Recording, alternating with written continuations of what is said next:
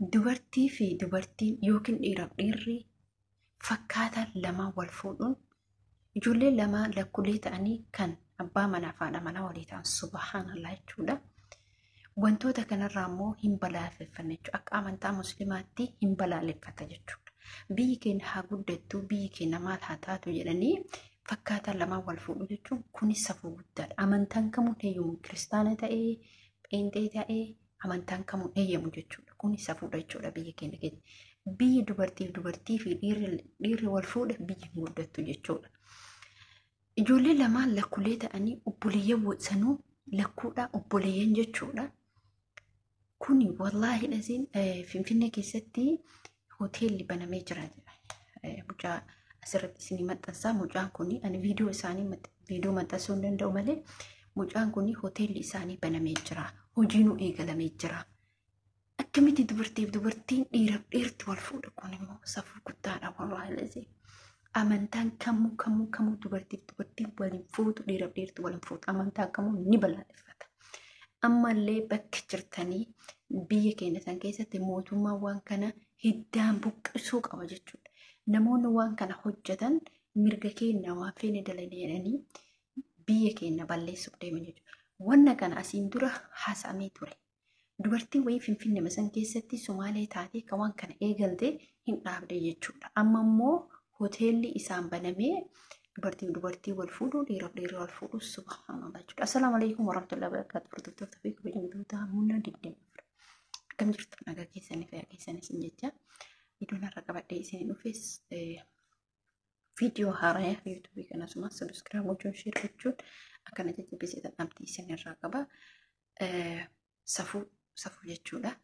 Dubartiif dubartii dhiiraaf dhiirri fakkaataan lamaan akka wal fuudhu jedhamee biyya keenya keessatti heeyyamamaa jira. Biyya Itoophiyaa jedhamtu san keessatti heeyyamamaa jira.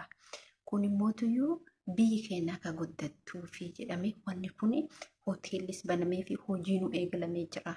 Akkasuma ijoollee lamaan lakkulee ta'anii ka jaarsaaf jaartii ta'anii wajjin jiraataa jirantu jira jechuudha.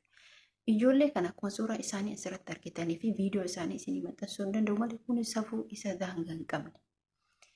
Akkuma beekamutti kun amantaan kamuu fakkaataan lamaan waliin fuudhu abadan jechuudha. Kun tokko qabaa safuudha jechuudha. Waa'ee kanaa keessa qoratamee irraa dubbatamaa hoteelli akka kichi keessatti baname mucaa asirratti isinii maxxanse kun waa'ee kanaa hundee isaatirraa beeka jechuudha. Amantaan isaa kiristaana. Garuu waan kana hiddaan qaqqabii balaaleffata jechuudha. Maaliif amantaan kamuu biyya Itoophiyaa jedhamtu san keessatti wanni duraan hin jirre amma uumamuu danda'u. Inni kun maal wanni duraan hin jirre dubartiif dubartiin dhiiraaf dhiira wal fuudhu jechuun safuudha. Subhaanallah wallaahi aziim zamana keenya kana keessatti wanna dhufaa jiruun bayyinu. Waan kanarraa maaliif dubartoonni lakkuu ijoolleen obboleeyyan tiruu wajjin dhalatan. Ni barna garrama wallaahi aziim ilmi namaa kun akka inni yaadu bichaatu na garrama. Maal abboo? Maali kun hundi? Maali wanni hin jirre biyya keenya keessatti kanaan biyya guddatti? Kanaan biyya bilisoomti? Isiin har'a intalli tun immoo isiin har'a tiruu ofii jechuudha wajjin dhalatanii wajjin garaatu sanuu lakkuu biyya keessatti dubbii tana qaqqabaa laala. Maali kun hundi jechuudha. Gaafa ilma namaa akkuma qubni wal caalu kana sammuu namallee wal caala jechuudha. Rabbiin immoo wanni ati yaaddu, keeri ati yaaddu, sharri ati yaaddu immoo hin beeka. Gaafa tapha Qaataar irratti taphatamu yeroo sanitti Faransaay dhiiraaf dhiirri wal fuudhu dubartii wal fuudhu jedhanii mirqaanaa lafa dhiichisaa Qaataar seenan jechuudha. Rabbiin immoo akka isaanii san hin taane. Maaliifree daangaa darbanii jechaan jechuudha. Muslima waan hin jaalatan. Mootummaan biyya kana immoo waan kanaaf farramuu dide. Maaliifree namni kuni gaafa wanni kun biyya kana keessatti eegalame wanna kana gaafatamee ture. Mootummaa biyya kanaa jechuudha. Biyya Qaataar gaafatamee ture. Hin dide farramuu. Abadan hin ta'u wanni kanaa jedhe. Aslaadha. Gaafa wanni kun biyya kana keessatti raawwata biyya kana keessa musliima qofa jiraata musliimni qofa hin jiraatu wal makee jiraata biyyuma kamuu keessa jechuudha. Kiristaana jira amantaa garaagaraatu biyya kana keessa jira biyyuun guutuun hundumaa akkuma walii galaattu Itoophiyaa irraa ta'ee biyyuma Suudii ta'ee Bahareen Kuweet Dubaay Kootaar biyyootuma kamiyyuu wal keessa makamee jiraata garuu mootummaan biyya kanaa hin balaaleffate mootummaa musliima waan ta'eef.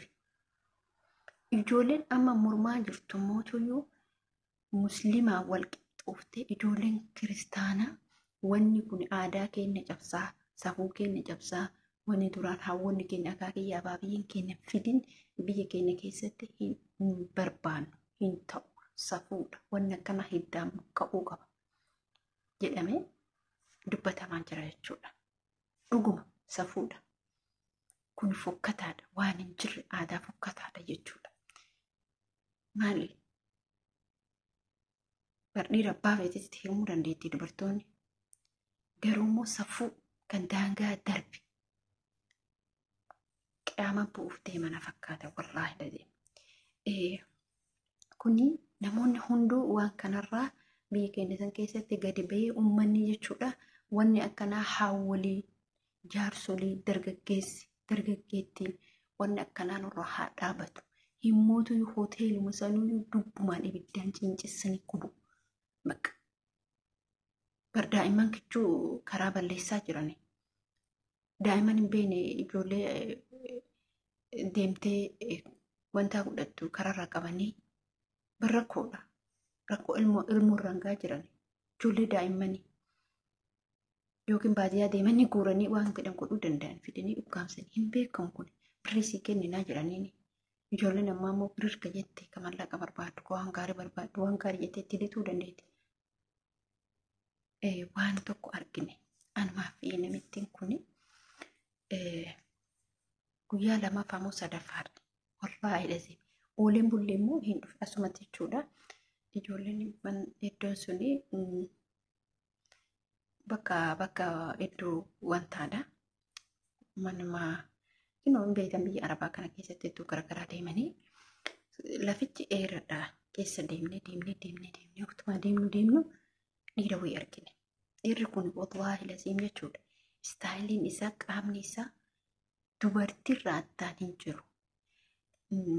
Maalis godhates namitti achumaan akkati na tuute achi laale kana naan jette. Subhaanallah.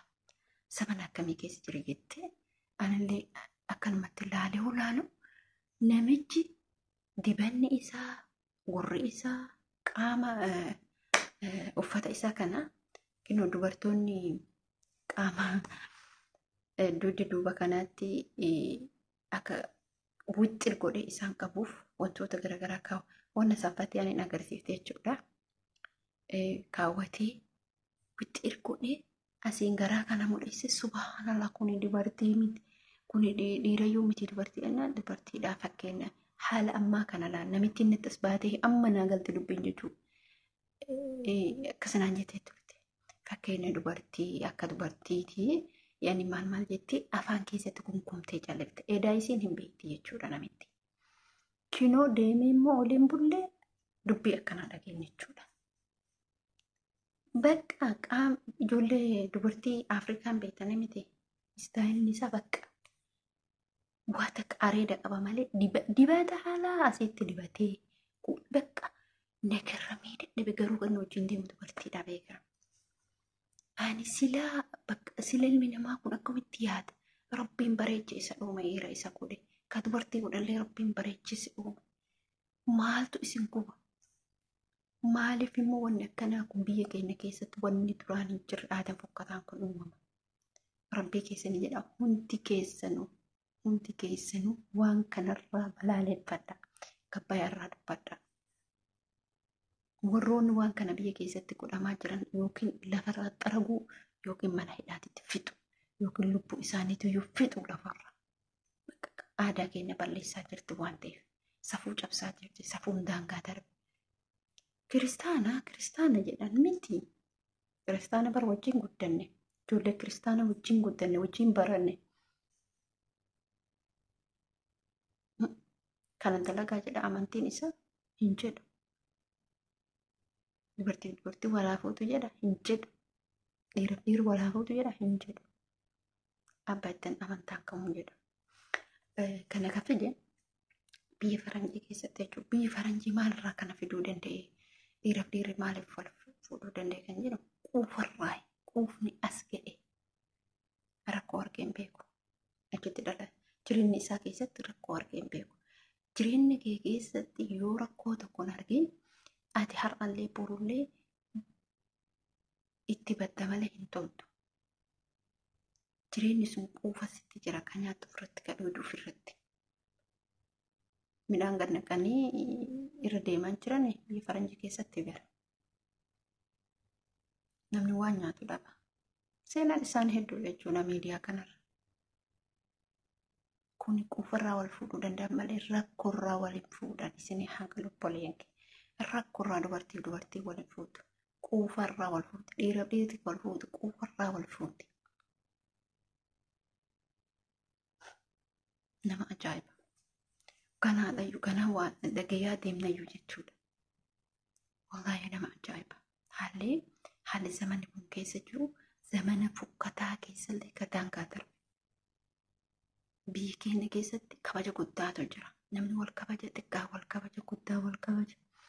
Nagaan baa nagaan kan seeran akka amma jedhamu kun hin jiru jechuudha. Kana waanuma haaraa dhageenyayyuu jechuudha. Maal jechuun ajaa'ibaa nama dhiba biyya keenyallee kana jammare taana. Akkuma dura dubbadhe waa'ee dubartiin Keeniyaa takka waan kana biyya keenya keessatti bantee jennaan hin dhoggame irraa cufatame eegaltee jirti. Finfinnee kana keessatti waan kana eegaltee jirti. Dubbatamee jira miidiyaa kana irratti. Dubartiin sun ani kasaaraa keessa seentee waan taateen beeku malee hin cufate. Amma immoo deebi'ee banamee jira jechuudha. Deebi'ee hoteelli banamee biyya san keessatti maaltu akkana godhaa yookaan jettan taate biyyi biraa achi keessatti waan kana eegalte akka biyyi guddattu yookiin immoo waan kana mootummaan mari'attu malee biyya achi keessatti qabansiisu yookiin namoota biyya sanii dhalataa biyya Itoophiyaa sanatu hin taane nama biyya biraati. Biyyi kun haa guddattu jedhee mootummaa walii galee tarii mootummaan farrama ta'a. Mootummaan yoo farrame biyya san keessatti wanti akka raawwatamu takka illee hin jiru. Akkuma isiniin jedhe gaafa dura biyya kana keessatti gaafin akkanaa dhiyaate fi mootummaan biyya kanaan jedhe. Mootummaan biyya keenyallee gaafii wanni kun dalagamu akka fedhetti wal haa bulu jedhee yoo mootummaan farrame malee mootummaan ala namni tokko hoteelan banatu. Kunuma jiru jechuudha. Wanni kun immoo waan yakkaati. Waan fokkataadha. Kun yoo firmaa qaba jechuudha. Mootummaan farramu malee namni sun ofitti amanee hoteela san banuu danda'u. Si jibbisiisa. Waan hin taane hojjechuun si jibbisiisa. Kanaaf obboloota koo hamma dandeessanii viidiyoo irraa hojjechuuf yaala. Gama tiktookitiin gama yuutuubiitiin gama hundaanuu kuni rakkoo cimaadha. Kanaaf viidiyoon kennaadhaa miira keessa nama galchaa, nama gaddisiisa, nama jibbisiisa. Dubartii wal fuudhuun dhiirri wal fuudhuun waan nama jibbisiisu jechuudha. Kuniif aadaa fokkataadha. Ijoolleen keenya wallaahi biyyuma faranjii keessattuyyuu kabaja qaban, adaba qaban, safuun cabsan, aadaa ofii yaadatu. Ka musliimallee ka kiristaanallee kama maaliif barbaadu biyyaa fuudha barbaadu achi keessaa seerumaan fuudha kabaja qabu. Waa'ee tokko yaadadhee ture. Mucaa wayii viidiyoo turtuu keessa mucaan sun Yaman ture. Namichi Suus Afrikaa jira. Mallattoo akkanaa kana barreessee fi ati natti bareeddee si fuudhuu barbaadaa jedhee mucaa dhiiratiif inni Oromoo Afrikaa keessa Suus Afrikaa keessa jiru mucaa Yamanii jiru barreesse. Mucichi sun ani hin beeku gara inni bade. Yuutuubii qabaa tarii ani baqata ture jira. Viidiyoo barreeffama inni barreessan fidee maxxanse. Waan namichi barreesse jechuudha. Kuni biyyoota akkana kana fakkeenyaaf Suus Afrikaa illee akka feetetti jiraata namni biyyi sun illee jechuudha. Garuu achuma keessa jiraatee waa qabu, aqlii qabu, qalbii qabu, Rabbiin obsa kennee fi ilmi Oromoo waan cabsu achi bakka ani beeku rabbiin nurraa haa qabbanis waan tana rabbiin nurraa haa qabu. Kanaaf isin jechuudha hordoftootaaf kabajamtoota kiyya. Wallaahi ani viidiyoon har'a dhaga'e kun miira keessa na galchee birna godhe jechuudha. Wallaahi lasii safuu daangaa qabne biyya keenya san kanaa afaan Oromoo dubbatti Amaariffaan dubbatti Oromoon irratti barreeffame jechuudha. Ani wallaahi lasii sirriitti jechuudha. Sirriitti miira keessa nama galcha. Kanaafuu viidiyoo kana like godhaa jiruudha. Please nama hunda biraan ga'a. Seeraan dhageeffadhaatii nama biraan ga'a. Deebi'aa mootiyyuu sagalee ta'uuf yaala. Kana like share subscribe gochuun yoo qeeqa qabaatan qeeqa yoo dogongorte naan jechuudha.